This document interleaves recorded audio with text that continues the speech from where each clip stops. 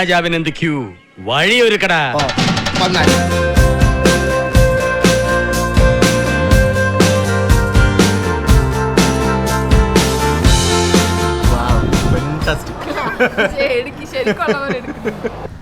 Hello, welcome back to my YouTube channel.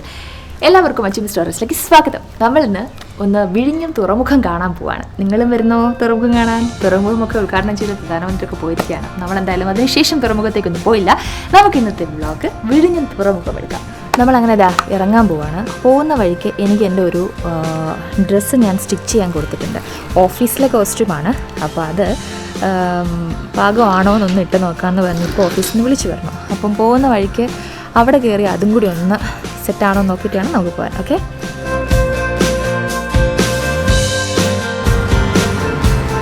നമ്മൾ dress ഇട്ട് നോക്കി സെറ്റ്. നാളെ കിട്ടും. നീ എവിടെ പോയെന്ന് പറഞ്ഞില്ല? ഞാൻ നേരത്തെ പറഞ്ഞായിരുന്നു. നീ പറഞ്ഞിട്ടുണ്ടായിരുന്നു? ഓ സോറി ഗൈസ്, ഞാനത് അറിഞ്ഞില്ല. അപ്പോൾ നമുക്ക് നേരെ വിഴിഞ്ഞം പോർട്ടിലേക്ക് വിടാം. ഓക്കെ, അതിന് മുമ്പ് നമുക്ക് ലൈറ്റ് ഹൗസ് കാണാമല്ലേ നമുക്ക്? വിഴിഞ്ഞത്ത് ലൈറ്റ് ഹൗസ് ഉണ്ട്, ലൈറ്റ് ഹൗസും കാണാം. അടിപൊളി വ്യൂ ആണ് അവിടെ നിന്നുള്ളത്. ഓക്കെ, അപ്പോൾ നമുക്കിത് നേരെ അങ്ങോട്ട് വിടാം. ബൈ ഗൈസ്, നമ്മളിപ്പോൾ ഉള്ളത് തിരുവല്ലത്താണ്. തിരുവല്ലം ബൈപ്പാസിലാണ് ഉള്ളത്. ഇവിടെ തൊട്ടടുത്ത് ടോൾ പ്ലാസ ഉണ്ട്. ഇവിടെ ഇതിൻ്റെ റേറ്റ് എഴുതി വെച്ചിട്ടുണ്ട്. എത്ര രൂപയാണ് ഓരോരോ വെഹിക്കിളിന് വരുന്നത് എന്നുള്ളത്. വെഹിക്കിൾ ടൈപ്പ് അനുസരിച്ചിട്ട് അവിടെ റേറ്റ് എഴുതി വെച്ചിട്ടുണ്ട്. അപ്പോൾ അങ്ങനെ നമ്മൾ നമ്മുടെ യാത്ര തുടരുകയാണ്. ഇതേ കണ്ടോ, അവിടെയാണ് ടോൾ ഗേറ്റ്.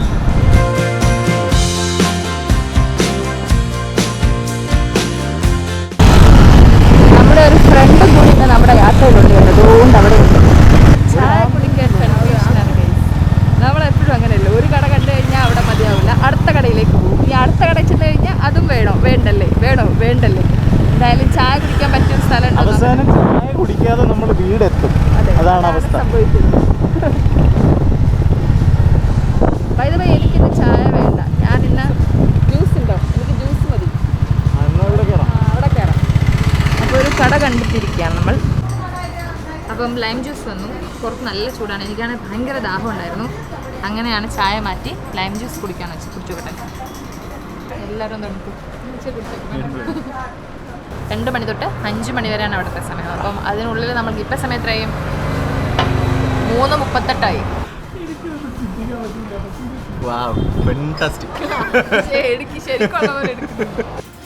നമ്മളങ്ങനെ ലൈം ജ്യൂസും വാട്ടർമെലൺ ജ്യൂസും ഒക്കെ കുടിച്ചതേ യാത്ര തുടരുകയാണ്. നമ്മളിങ്ങനെ യാത്ര പോകുമ്പോൾ, പ്രത്യേകിച്ച് ഈ വൈകുന്നേരങ്ങളിലൊക്കെ യാത്ര പോകുമ്പോൾ നല്ല രസമാണല്ലേ. അതായത് ആ കാറ്റും, വലിയ തിരക്കൊന്നും ഇല്ലാത്ത റോഡാണെങ്കിൽ കുറച്ചുകൂടി രസമാണ്. അതേ ഒരു കാറ് പോകുന്നുണ്ട്, അതിൻ്റെ പുക നോക്ക് നിങ്ങൾ.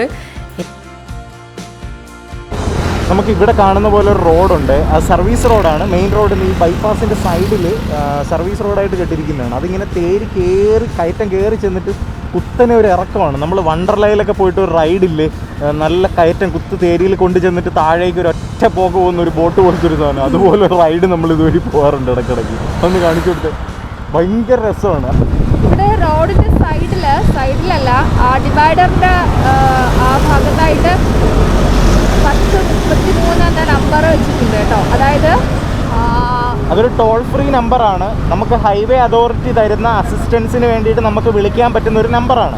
10:33 നമ്മൾ വിളിച്ചു കഴിഞ്ഞാൽ നമ്മൾ ഈ ഹൈവേയുടെ ഏതെങ്കിലും ഭാഗത്ത് നമ്മൾ വണ്ടി ബ്രേക്ക് ഡൗൺ ആയി പോവുകയോ കുടുങ്ങി പോവുകയോ മറ്റെന്തെങ്കിലും എമർജൻസി സിറ്റുവേഷൻ വരികയോ ചെയ്തു കഴിഞ്ഞാൽ നമുക്ക് അവരെ ഡിപ്പെൻഡ് ചെയ്യാൻ പറ്റും. നമ്മൾ ആ 10:33 വിളിച്ചിട്ട് ആ പ്രശ്നം റിപ്പോർട്ട് ചെയ്ത് കഴിഞ്ഞാൽ അവരെ കൊണ്ട് പറ്റാവുന്ന ഹെൽപ്പ് നമുക്ക് പ്രൊവൈഡ് ചെയ്യും. അതിനുവേണ്ടിയാണ് ആ നമ്പർ. ഇവിടുന്ന് റൈറ്റ് പോയി കഴിഞ്ഞാൽ കോവളമാണ്. എന്തോ ഈ റൂട്ട് നമ്മളിപ്പോൾ പോകുന്നത് ആഴിമല ശിവ ടെമ്പിൾ റൂട്ടാണ്. ഇങ്ങോട്ട് തിരിഞ്ഞാൽ ആഴിമല ശിവ ക്ഷേത്രത്തിൻ്റെ റൂട്ടിൽ.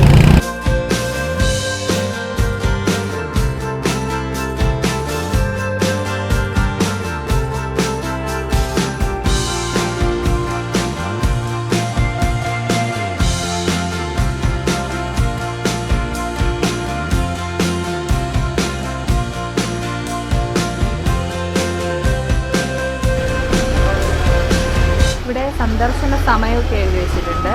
ഇവിടെ എത്ര രൂപയൊക്കെയാണ് ടിക്കറ്റ് റേറ്റ് എന്നുള്ളതാണ് ഇവിടെ എഴുതി വെച്ചിട്ടുള്ളത്.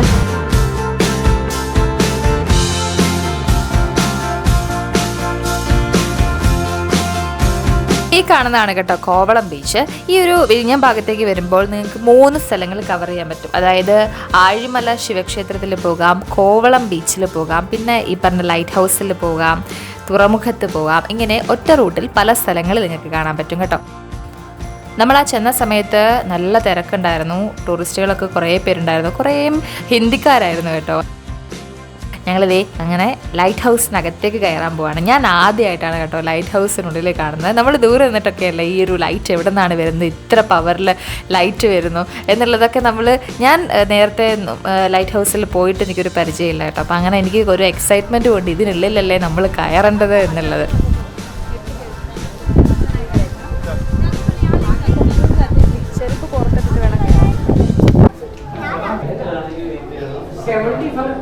നടന്നു പോവാം, ലിഫ്റ്റിലും പോവാം. ലിഫ്റ്റ് സൗകര്യമുണ്ട്, നടന്നുള്ളവർക്ക് നടന്നു പോവാം. ഇതാണ് ലിഫ്റ്റിലേക്കുള്ള വഴി. നമ്മൾ നടന്നു കയറാണ് കേട്ടോ, ലിഫ്റ്റ് ഉപയോഗിക്കുന്നില്ല. ഈ വ്യൂ എൻ്റെ ഒരു രക്ഷയില്ലാത്തതായിരുന്നു കേട്ടോ. നമ്മൾ ആ സ്റ്റെപ്പ് കയറി പോകുമ്പോൾ ഇങ്ങനെ ഇടയ്ക്കിടയ്ക്ക് ഇങ്ങനെ ചില ചെറിയ വാതിലുകൾ കാണാം. ആ വാതിലിൽ കൂടി നമുക്ക് കടൽ കാണാം, കാറ്റ് കാണാം. ഈ ഭാഗങ്ങളിലൊക്കെ ഞാൻ നിങ്ങളോട് വല്ലാതെ സംസാരിക്കുന്നുണ്ടായിരുന്നു, പക്ഷേ ആ ശബ്ദം മുഴുവൻ കാറ്റ് കൊണ്ടുപോയി കേട്ടോ. ഇതിൻ്റെ മുകളിൽ ഒരു രക്ഷയില്ലാത്ത കാറ്റാണ് കേട്ടോ. കാറ്റും ഈ കടലിൻ്റെ വ്യൂവും അടിപൊളിയാണ്. നിങ്ങൾ ഒരിക്കലെങ്കിലും ഈ ഒരു ലൈറ്റ് ഹൗസ് ഇവിടെ അല്ലെങ്കിൽ എവിടെയെങ്കിലും ലൈറ്റ് ഹൗസ് പോകാൻ അവസരം കിട്ടുകയാണെങ്കിൽ അത് മിസ് ചെയ്യരുത് കേട്ടോ.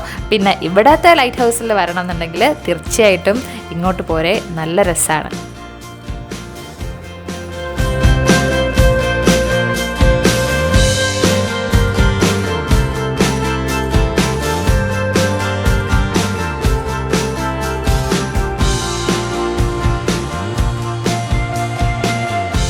കുറേ പേര് ഫോട്ടോസൊക്കെ എടുത്ത് വീഡിയോസൊക്കെ എടുത്ത് നല്ല രസമായിരുന്നു. കുറേ കുഞ്ഞു കുട്ടികളുണ്ടായിരുന്നു കേട്ടോ ഇവരുടെ ഈ ടൂറിസ്റ്റുകളുടെ കൂടെ. പ്രത്യേകിച്ച് ഞാൻ പറഞ്ഞില്ലേ ഹിന്ദിക്കാരായിരുന്നു വന്നത്, അവരുടെ ഒപ്പം ചെറിയ ചെറിയ കുട്ടികളുണ്ടായിരുന്നു കേട്ടോ. അങ്ങനെ എല്ലാവർക്കും ഭയങ്കര എക്സൈറ്റ്മെൻറ്റും എല്ലാവരും വാവ് വാവ് എന്നൊക്കെ പറഞ്ഞിട്ടാണ് അവിടെ നിന്നത്. അങ്ങനെ ഞങ്ങളും ദേ ഈ കടലിങ്ങനെ ആസ്വദിക്കുകയാണ്. ഇതോ അങ്ങോട്ട് നോക്കുക, അതാണ് വിഴിഞ്ഞം പോർട്ട്. കണ്ടോ,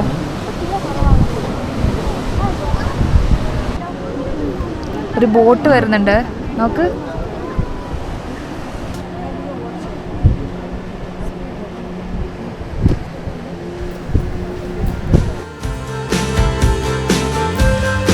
അങ്ങോട്ടും ഇങ്ങോട്ടുമൊക്കെ ബോട്ടുകൾ, സ്പീഡ് ബോട്ടുകൾ ഇങ്ങനെ ചീറി പായുന്നുണ്ടായിരുന്നു കേട്ടോ. ഞാൻ ആലോചിച്ചു എങ്ങനെയാണ് ആളുകൾ ഇത്ര സ്പീഡിൽ ആ ബോട്ടിനുള്ളിൽ ഇരിക്കുക എന്നുള്ളത്.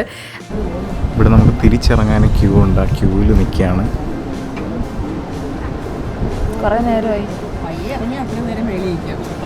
ചെറിയൊരു ഇടുങ്ങിയൊരു വഴിയിലൂടെയാണ് തിരിച്ചു പോകുന്നത്. അവിടെ റഷ് ഉണ്ടാവാതിരിക്കാൻ വേണ്ടിയാണ് ഈ ക്യൂ സംവിധാനം ഏർപ്പെടുത്തിയിരിക്കുന്നത്. ഇതാണ് നമ്മളെ ആ ഒരു എക്സിറ്റിൻ്റെ അടുത്ത് എത്തിയിട്ടുണ്ട്. ഇവിടെ കുറച്ച് നേരമായിട്ട് വെയിറ്റ് ചെയ്യാണ്. ഇതാണ് ഈ ലൈറ്റ് ഹൗസിലെ അതിൻ്റെ ആ ഒരു മെക്കാനിസം കേട്ടോ. ഇവിടെ നിന്നാണ് ഈ ലൈറ്റ് വരുന്നത്.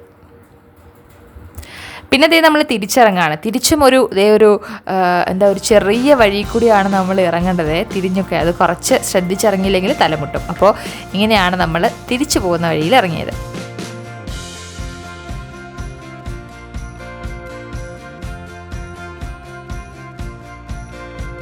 ലിഫ്റ്റിൽ പോകാൻ വേണ്ടിയിട്ടാണ് കുറേ ആളുകൾ വെയിറ്റ് ചെയ്തത്. എല്ലാവരും ലിഫ്റ്റിൽ പോകാൻ വേണ്ടിയിട്ടാണ് നല്ല റഷ് വരുന്നത്.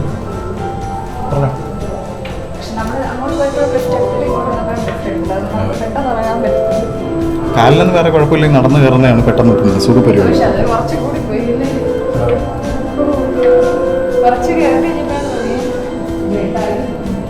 ഇതാ കണ്ടോ, ലിഫ്റ്റ് പോകുന്നുണ്ട്. അവിടെ നിന്നവരാണ്, നമ്മൾ ഇറങ്ങി വന്നപ്പോൾ അവിടെ നിന്നവരാണ് ഇപ്പോൾ ലിഫ്റ്റ്. അതെ, നമ്മളവിടെ എത്തുന്നതിന് മുന്നേ അവരെത്തും, അത് വേറെ കാര്യം. പക്ഷേ ഇടി കൊള്ളാൻ വയ്യാത്തവർക്ക് നടന്നിറങ്ങുന്നതായിരിക്കും സുഖം. നല്ല ക്രൗഡുള്ള സമയമാണ് തോന്നുന്നത്. ഈവനിങ് ടൈമൊക്കെ നല്ല തിരക്കുണ്ട്, നല്ല റഷുണ്ട്.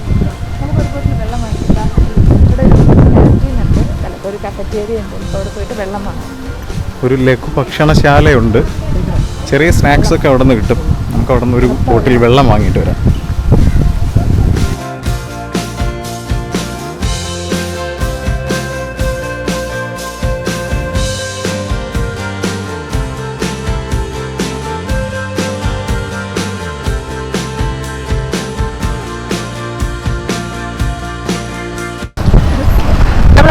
വിഴിഞ്ഞം പോർട്ടിലെത്തിയിരിക്കുകയാണ് കേട്ടോ. പോർട്ടിലേക്ക് നടക്കുകയാണ്. അവിടുത്തെ കാഴ്ചകൾ എന്തൊക്കെയാണെന്ന് നോക്കാം. നിറയെ ആളുകളാണ് ഈ ഇവിടെ കാണാൻ. എനിക്ക് തോന്നുന്നു ഈ പോർട്ട് ഇനാഗുറേഷനൊക്കെ കഴിഞ്ഞ ശേഷം ആളുകൾ ഒരു പക്ഷേ ഒരു കൗതുകത്തിൻ്റെ പുറത്ത് വരുന്നതാണ്. അങ്ങോട്ട് നോക്കിക്കോ, ഒരു കപ്പൽ അടുത്തുകൊണ്ടിരിക്കുകയാണ് ആ പോർട്ടിലേക്ക്. നമുക്ക് നമ്മളിപ്പോൾ നിൽക്കുന്ന ഈ സ്ഥലം എന്ന് വെച്ചാൽ ഈ പോർട്ട് ഒത്തിരി പ്രത്യേകതയുള്ളൊരു സ്ഥലമാണ്. ഈ വിഴിഞ്ഞം തുറമുഖം എന്ന് പറഞ്ഞാൽ ഇന്ത്യയിലെ തന്നെ ആദ്യത്തെ ട്രാൻസ്ഷിപ്മെൻറ്റ് തുറമുഖമാണ്. ഒരുപാട് പ്രത്യേകതകളുണ്ട്. എന്തൊക്കെയാണ് ഈ തുറമുഖത്തിൻ്റെ പ്രത്യേകത? ഒന്ന് വിവരിക്കൂ. വിഴിഞ്ഞം ഇൻ്റർനാഷണൽ സീപോർട്ട് പക്ഷേ നമ്മുടെ രാജ്യത്തെ ആദ്യത്തെ ട്രാൻസ്ഷിപ്മെൻറ്റ് സീപോർട്ടാണ്. ഈ ട്രാൻസ്ഷിപ്മെൻറ്റ് സീപോർട്ട് എന്ന് പറഞ്ഞാൽ പേര് കേട്ട് ഞെട്ടൊന്നും വേണ്ട. നമ്മുടെ രാജ്യത്തേക്ക് വരുന്ന ഏതാണ്ട് 75% കണ്ടെയ്നറുകളും അല്ലെങ്കിൽ 75% ചരക്ക് നീക്കവും നടക്കുന്നത് വിദേശ രാജ്യത്തുള്ള ട്രാൻസ്ഷിപ്മെൻറ്റ് പോർട്ടിലൂടെയാണ്.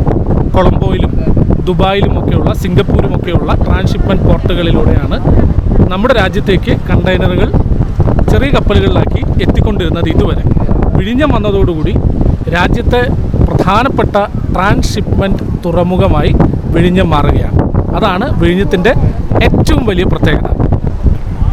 നമ്മൾ ഈ കാണുന്നത് എന്താണെന്ന് അറിയാമോ നിങ്ങൾക്ക്? ഇതാണ് പുലിമുട്ട്. ഈ പുലിമുട്ടിന് അതിൻ്റെ വലിപ്പം ഒന്ന് ആലോചിച്ച് നോക്കിയോ നിങ്ങൾ.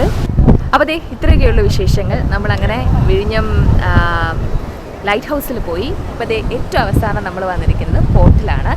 ഇന്ത്യയിലെ തന്നെ ഏറ്റവും പ്രധാനപ്പെട്ട ഒരുപാട് പ്രത്യേകതകളുള്ള ഒരു പോർട്ടിലാണ് നമ്മൾ നിൽക്കുന്നത്. ഒരു കേരളീയൻ എന്നുള്ള നിലയിൽ നമുക്കൊക്കെ അഭിമാനിക്കാം അല്ലേ?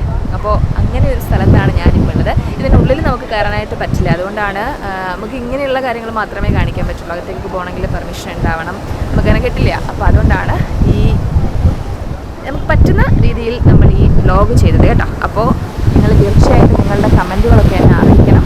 കുറച്ച് സമയം കൂടി ഞാൻ അവിടെ സ്പെൻഡ് ചെയ്തിരുന്നു. വൈകുന്നേരത്തെ ആ ഒരു വ്യൂ കൂടി ഒന്ന് കിട്ടിയാലോ എന്ന് വിചാരിച്ചിട്ട്. അപ്പോൾ കടലിങ്ങനെ ശാന്തമായി നിൽക്കുകയാണ്. ആ സമയത്താണ് ഞാൻ ശ്രദ്ധിച്ചത്, നമ്മൾ പോയ ലൈറ്റ് ഹൗസ് ഇല്ലേ, അതാണ് നിങ്ങൾ ആ കാണുന്നത്. ഇത്ര ദൂരത്തു നിന്നാണ് നമ്മൾ ആ ലൈറ്റ് ഹൗസിലെ വെളിച്ചം കണ്ടത്. നോക്ക്, ആ ലൈറ്റ് ബ്ലിങ്ക് ചെയ്തപ്പോൾ ഞാൻ അത്ഭുതപ്പെട്ടുപോയി. കാരണം എത്ര ദൂരം ഈ പ്രകാശം എത്തുന്നുണ്ട് എന്നുള്ളതാണ്. ഈ ലൈറ്റ് ഹൗസ് എന്തിനാണെന്ന് നിങ്ങൾക്ക് അറിയാമോ? ലൈറ്റ് ഹൗസ് ഈ കപ്പലുകൾ വരുന്ന സമയത്ത് കപ്പലുകൾക്ക് കരയുണ്ട് എന്നൊരു സിഗ്നൽ കൊടുക്കാൻ വേണ്ടിയിട്ടാണ് ഈ ലൈറ്റ് ഹൗസുകൾ ഉള്ളത്. അല്ലെങ്കിൽ ഈ കപ്പലുകൾ ദിശ തെറ്റി വന്ന ഈ കടൽ കല്ലുകളിലും ഭിത്തികളിലും ഒക്കെ തട്ടി ഇടിച്ച് മറിയാനുള്ള സാധ്യതയുണ്ട്. അപ്പോൾ ഈ ലൈറ്റ് കപ്പലിൽ വരുന്ന ആളുകൾക്ക്, കപ്പലിന് ഒരു വഴികാട്ടി തന്നെയാണ്.